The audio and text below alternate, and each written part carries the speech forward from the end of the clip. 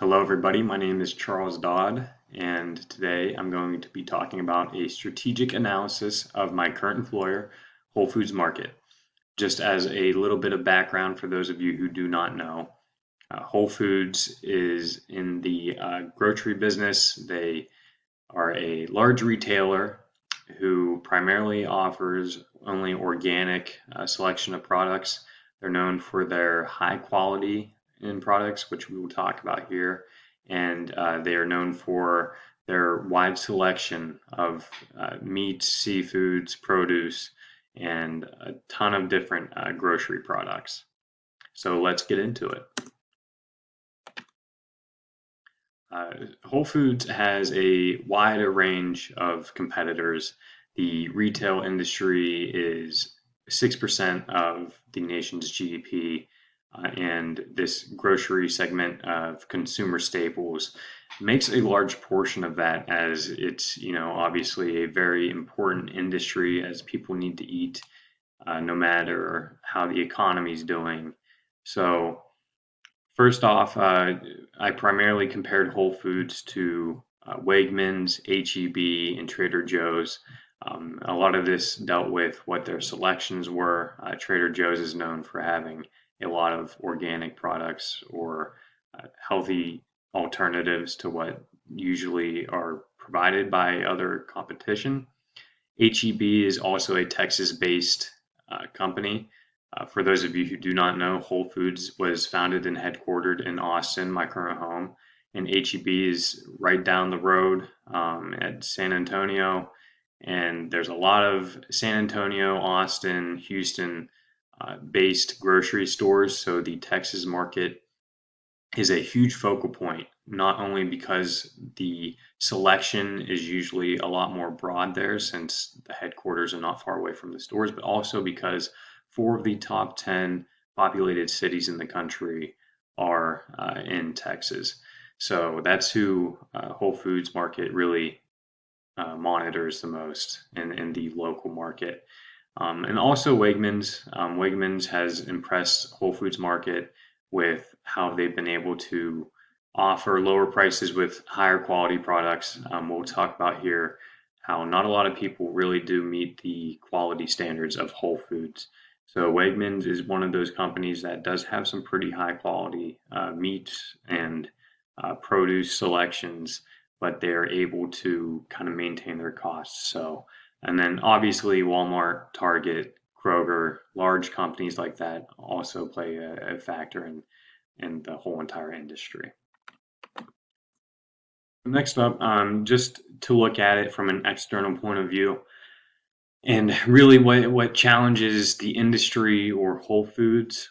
One thing that really has come into play this past few months is resource supply. I mean, resources, these are products that are primarily being grown from natural resources, and obviously things like weather can affect that. Supply chain is huge. If oranges are grown in Florida, it's going to cost a lot less to sell those oranges in Florida and Georgia as compared to shipping those up to Canada or Washington. And then also the commodities market, I mean, that deals a lot with cost. We'll talk about how that's been affecting Whole Foods and the whole entire industry. In recent news, the West Coast fires have really put a damper on some product supply. I know cherries was a big issue for us earlier in the year. At one point, we thought we weren't even going to be able to offer some of our big movers in the cherry department because of those fires. Also, inflation. Nobody's immune to it. Costs for us in our beef market specifically are last year's selling price, just to show how much that has gone up in the year over year. And then also power of suppliers. Talking about Porter's Five Forces, I mean, there are very few suppliers that meet the high quality standards of Whole Foods, which we'll get into in a deeper level. But also with these low supplies, you don't have a lot of maneuvering that you can do in going to other suppliers to get your resources, to get your chicken, to get your apples. So the suppliers really do have a very high power there, and that's something that the whole entire industry, but really Whole Foods market has to deal with. So moving on here, just after analyzing those external factors, you have to look at how attractive the industry is as a whole. One thing I noted here is that it is non-cyclical. Like I said, everybody has to eat. I mean, you might be able to switch out chicken for beef, but that's also something that kind of plays in the favor of Whole Foods and other companies. If beef is moving upwards in price, like I was talking about, there are substitutes like chicken, pork, lamb. And also for Whole Foods, there's not a lot of competition in terms of organic stores. Um, you know, the selection is really not that great when it comes to competition. Trader Joe's does have a lot of alternatives that Whole Food Market provides, but our match coverage, so match coverage is the amount of products that our competitors are also selling, is typically within 10 to 20% of per category. So only 10 to 20% of our products are being matched with our competitors. So there's not a lot of competitors in that market. Usually you're dealing with local stores. And also, like I touched on earlier, you can deal with many external challenges through internal maneuvering, meaning that you can play with prices in other categories that you know people will use as alternatives if you're experiencing price increases. Or another thing is the fact that you can decide if you want to increase your margins or you can change product. Whole Foods is a company that does not forego quality. A lot of people in the industry as a whole, they will just get lower quality meals, or they will switch suppliers to deal with a lot of the external challenges that are imposed in the industry. And also, it's the sixth largest industry in the country that accounts for 6% of GDP. And I mean, there's a lot of opportunity there. It's a stable industry, and definitely something that people could still break into and have a lot of growth. So in terms of internal environment, one thing that Whole Foods makes very clear, and if you go to their website, it's basically plastered everywhere. They pride themselves on are their values, and that really plays a huge point in our strategy. So our value statement is our purpose is to nourish people and the planet. We're a purpose-driven company that aims to set the standards of excellence for food retailers. Quality is a state of mind at Whole Foods Market, and that's shown in the product selection. It's shown in the types of products that we partner with, our foundations that we have. Every employee is expected to participate in a paycheck foundation. Basically, our paycheck foundations are whole food foundations where a percentage of our paycheck gets donated to one of their foundations that include nutrition education or providing meals in poverty-stricken areas. So it's a very participated company when it comes to being a purpose-driven company, like it says in their values. And then the quality standards that they have for their meat, their eggs, their produce is just so top of the line that it affects pricing strategies, it affects marketing strategies, and we'll talk about that more in the next slides. But one great example is that they are the first and only certified national organic grocer.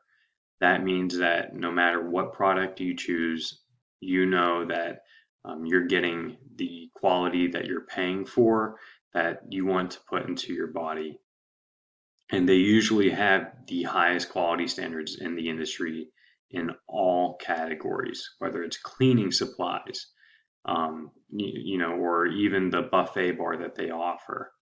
And one thing that I really like about Whole Foods is you can see there, not only are they the only certified, but they are the first. They are the ones raising the bar. They are not the ones meeting the bar.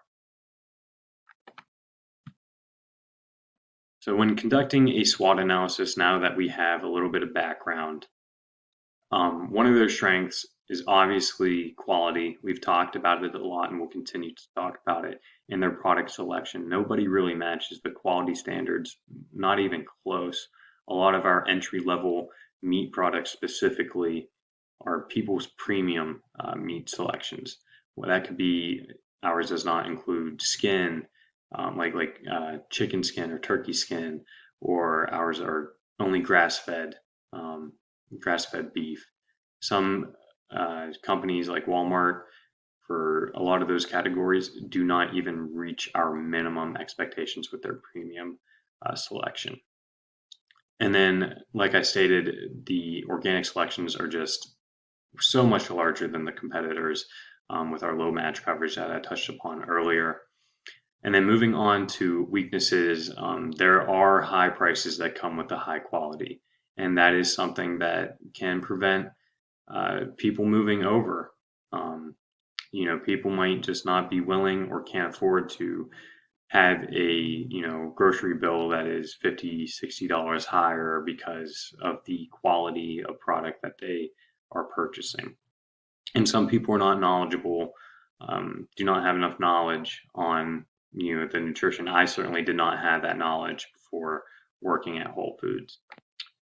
Opportunities, keep raising the bar and staying above the competition and value creation. That perceived value creation is definitely the difference maker in the excellence that Whole Foods has been able to provide their customers, and also the amount of growth that they've been able to experience in the last 5 years.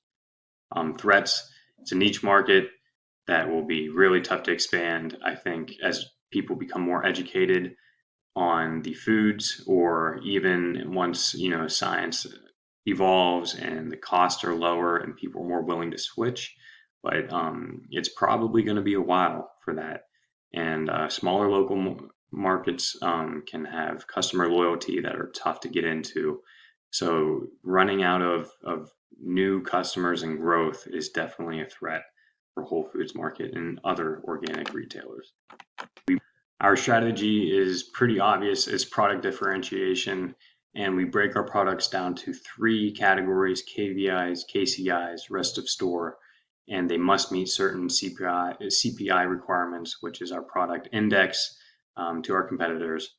And our KVIs, we want to be priced 10 to 20% higher than the market. With our KCIs, 8 to 12%, and our rest of store, we want to have a 1.0 match. Our KVIs bring people in, and our KCIs are big money makers. And the rest of store, really, you're just getting those as you're in the store.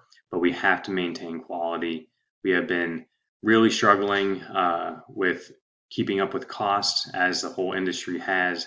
But luckily, our profit margins have remained the same, and our profit dollars have actually increased due to our pricing strategies. We operate on a regional, national, and global scale. We don't have a huge global presence, just a couple of stores in Canada and the United Kingdom.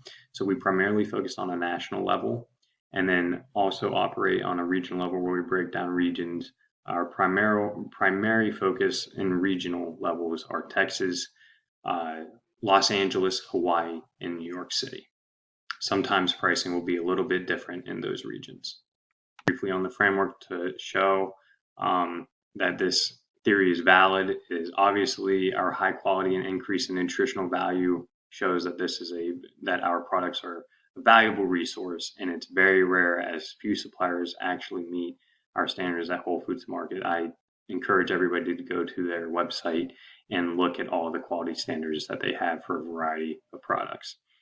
It's costly to imitate. That's why nobody really meets our competition. I mean, it's the farming methods, the quality standards, and ingredients are far more expensive than what the traditional means. And then our whole entire foundation is built on this, so it's organized to capture value as well. And this quote really sums it up. It starts with John Mackey at the top, and this really just shows whole food strategy and how it is implemented. Thank you.